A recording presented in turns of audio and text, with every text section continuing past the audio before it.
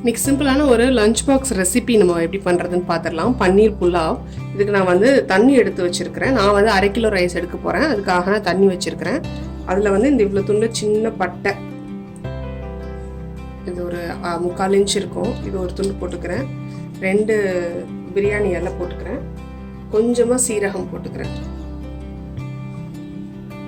இந்த அளவுக்கு சீரகம் போட்டுக்கிறேன். ஒரு 1/4 ஸ்பூன் இருக்கும், அது 1/4 டீஸ்பூன் இருக்கும். தண்ணி நல்லா கொதிச்சு வரட்டும். இதில் நம்ம வந்துட்டு இப்போ ஒரு டேபிள் ஸ்பூன் எண்ணெய் விட்டுக்கலாம். அரிசி வந்து நான் வாஷ் பண்ணி ஊற வச்சிருக்கேன்.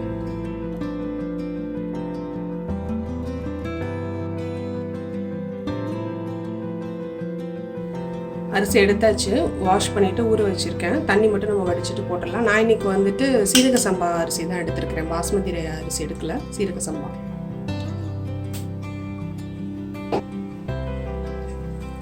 தண்ணி இப்போ நல்லா கொதி வந்துருச்சு. இந்த நேரத்தில் நம்ம வந்து அரிசி சேர்த்துடலாம்.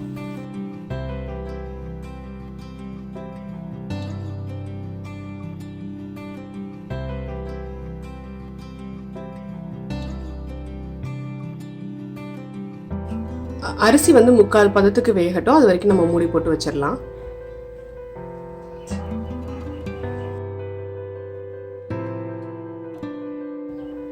ஸோ இப்போ இது வந்து வேகிற வரைக்கும் நம்ம இதை எடுத்து இன்னொரு பர்னரில் போட்டுடலாம். இப்போ மீன்வேல் பன்னீரை வந்து நம்ம கொஞ்சம் லைட்டாக ரோஸ்ட் பண்ணிக்கலாம். ஒரு சின்ன பேனில் ஒரு 1.5 டேபிள் ஸ்பூன் எண்ணெய் ஊற்றிருக்கேன். பன்னீர் வந்து 200 கிராம் எடுத்திருக்கேன். இந்த மாதிரி சின்ன க்யூபாக வந்துட்டு நறுக்கி வச்சுருக்கேன் பன்னீரை. பன்னீர் வந்து நம்ம அப்படியே சேர்த்துடலாம், என்னென்னா உடஞ்சிடும். இது நம்ம ரோஸ்ட் பண்ணி போட்டோம்னா உடையாது நம்மளுக்கு. அந்த ஒரு பர்பஸ்க்காக தான் நம்ம வந்து ரோஸ்ட் பண்ணி போடுறது. எண்ணெய் காஞ்சிருச்சு. நான் அந்த பன்னீர் கியூப்ஸை வந்து இதில் சேர்த்துறேன்.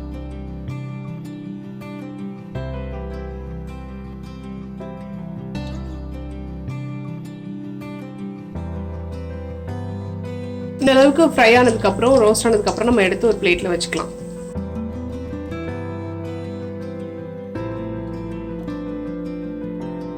இது சாதம் நல்லா வெந்துருச்சு. உப்பு மட்டும் போட்டதை நான் சொல்ல மறந்துட்டேன். இப்போ நான் வடிகட்டிடுறேன் சாதத்தை.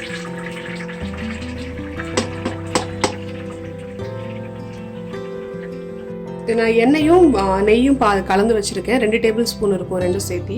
தாளிக்கிறதுக்கு ஒரு 3 கிராம்பு எடுத்துருக்கிறேன், 2 ஏலக்காய், ஒரு சின்ன துண்டு பட்டை எடுத்திருக்கேன். இவ்வளோதான் எடுத்திருக்கேன்.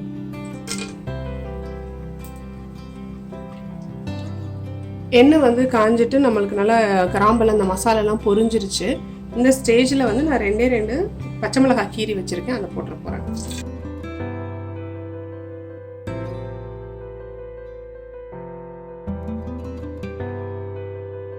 பச்சை மிளகாய் பொரியறதுக்குள்ள நம்மளுக்கு என்னென்ன காய் எடுத்திருக்கேன்னு சொல்லிடுறேன். வெங்காயம், தக்காளி. இது வந்து 2 மீடியம் சைஸ் பெரிய வெங்காயம் தின்னாக ஸ்லைஸ் பண்ணி வச்சுருக்கேன் நீல வாக்கில். அது போல் 2 தக்காளி பொடிசாக அரிஞ்சு வச்சுருக்கேன். இவ்வளோதான் இதுக்கு தேவையானது.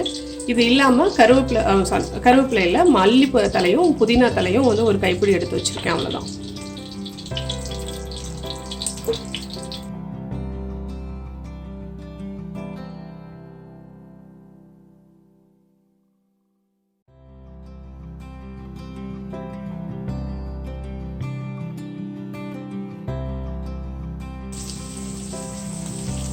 இஞ்சி பூண்டு பேஸ்ட் வந்து ஒரு 1.5 டீஸ்பூன் போட்டிருக்கேன். உப்பு மட்டும் பார்த்து போட்டுக்கோங்க. ஆல்ரெடி நம்ம ரைஸ்லயும் உப்பு போட்டிருக்கோம்.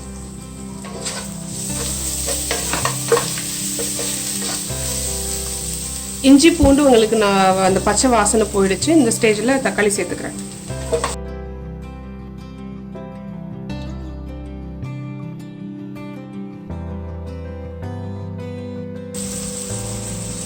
நான் கொஞ்சம் பட்டாணி வச்சுருந்தேன், ஃப்ரோசன் பட்டாணி, அதை சேர்த்துறேன் இதில்.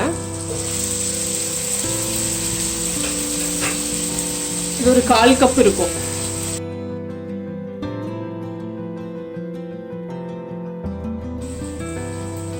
காஷ்மீரி மிளகாய் பொடி போட்டுக்கிறேன். 1 டீஸ்பூன்.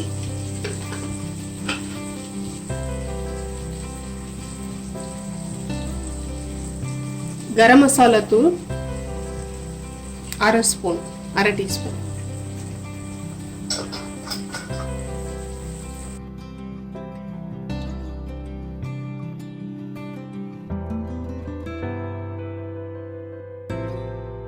அதில் இந்த மல்லித்தலையும் புதினாவும் போட்டிருக்கேன். அதுக்கப்புறம் நம்ம வடித்து வச்சுருக்கோம் இல்லையா ரைஸ், அதை போட்டுடலாம்.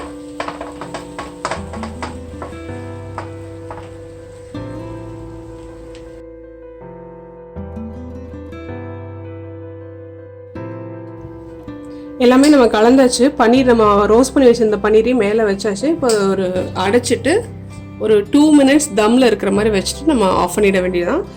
அடுப்பு மட்டும் வந்து நல்ல குறைச்சலான தீயில வச்சுக்கலாம்.